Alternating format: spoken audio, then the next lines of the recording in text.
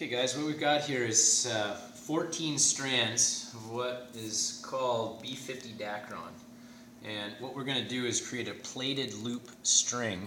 So there'll be a loop on one end of the string, much like we have here, where there's a loop, and then the other end of the string itself will be tied off, much like you're seeing here with these bows. So if we can see, there's the looped end, and then on the other end we're going to tie it off with what we call the timber hitch. Okay, so with this string in particular, or these strands, what we've got is 14 strands that we're going to trim up so that all of the ends are staggered. And the reason that we want to do that is that when we splice all these together, we want to make sure that it doesn't go from 14 strands to 28 strands and then down to 14 strands all in a short distance. We want that to be spread out over a distance, and you can see it here with all these tag ends sticking out. Okay, so that's a strong splice, whereas if we had 14 strands coming, or 28 strands coming into 14 really quick, that creates a weak spot. Okay, so in order for me to do this proficiently, what I need to do is reverse wrap this for a short distance. And what I do here to reverse wrap is a very simple technique of creating rope or cordage, and it's an over-under thing. I twist away, I grab, and I twist towards. I twist away, I grab, and I twist towards. Twist away, grab, twist towards, and you do that over and over and over again, and just real slow. Twist away, binds itself together, 3 free fingers, I grab the bottom strand and I twist the whole thing towards me. Let go and then pinch again. So twist away, grab, let go, twist towards, pinch. Twist away, grab, twist towards, pinch. And do that over and over and over. And that's how you can make a real nice tight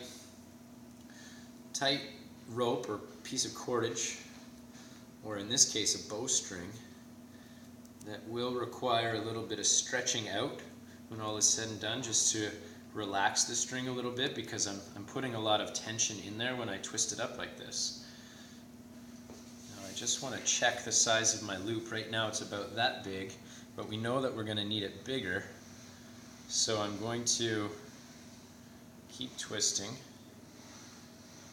until I feel as though that loop itself will be big enough to be able to fit over the shoulders of the limb tip itself.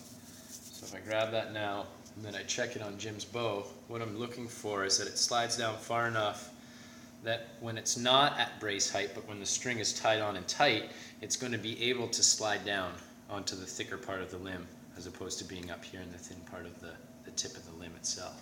So I feel like I've got that distance pretty good.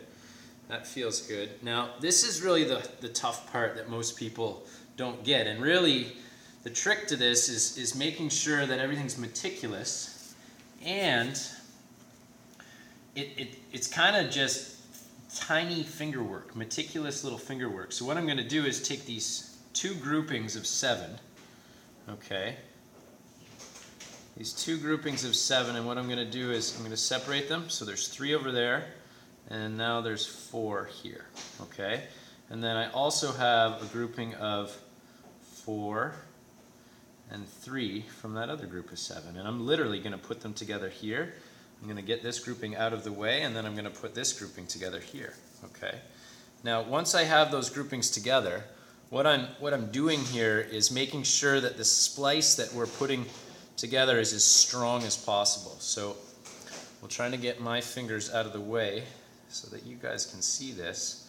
What I'm now going to do is I'm going to bring this grouping of 7 with the long strands and put them, I'm going to actually go underneath one more time, okay, bring that over and put it with this grouping of 7 here, okay, and then with this other grouping of 7 that I've created, that's going to go ahead with this group of 7 over here. Now, we're not talking about the painters, this is still the strands that we're talking about here. Notice now I'm trying to make sure that all of those little strands get blended into the larger group of 7. Now this string is very waxy, so it really does work quite well for them to kind of grip onto each other. Now this is kind of the hard part, and if you just look at what that all looks like now, it kind of looks messy, but as we kind of cinch it together, it all comes together in a real nice tight fashion. And as long as my reverse wrap coming out of this loop is really good and strong and solid, then we'll have created a proper spliced, or what some people would call a plated loop. Okay, and I go over, under, and it kind of looks messy at first, and you wonder where are all these little pieces coming from, but it's all of the short strands that are the ends of the string itself that I started twisting. I'm basically just fading out as I twist on and on. They're going to start sticking out, and you're asking yourself likely, where's that string coming from? It's not a worry. That's exactly what's supposed to happen. And some folks will cut them off because it makes it look a little cleaner, but with a lot of the strings that I make for using out in the field, specifically for harvesting food, having a straight string will catch a lot of attention if you wiggle it around a little bit. But if the string itself is broken up because you've got all of these little tag ends sticking out, it kind of breaks the silhouette up of the string itself. So therefore, giving it a little more loft or texture, if you will. Now that I've gotten about 10 or 15, maybe 20 loops or twists down the string now, I know it's not going to back off on itself. Okay, that's pretty stable sitting there as it is. And what I really want to check is how well this all came together. And you can see how clean that is. It seems like the transition of all of the strings are nice and tight. There's no loose tag ends sticking out above where my fingernail is here. And that's the important part. That loop has come together really nice. The splices are all there.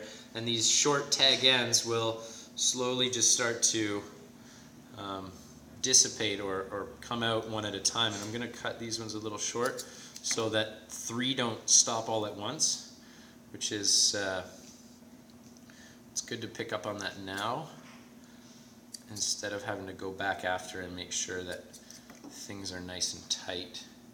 Or really what I'm trying to say here is that we want to prevent there being a quick jump in the string size from 28 strands to 24 strands or from 24 down to 18 really quick.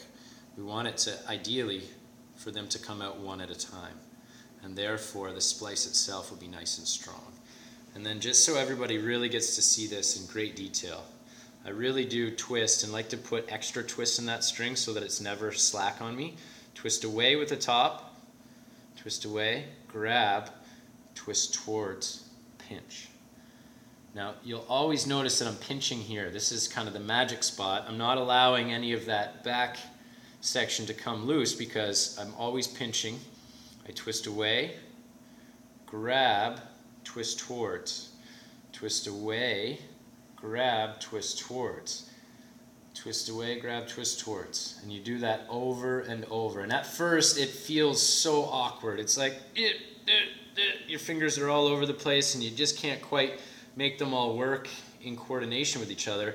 But if you twist yourself one string like this, if you twist 6 foot a cord and get through the awkwardness, what happens is your muscles start to remember the action.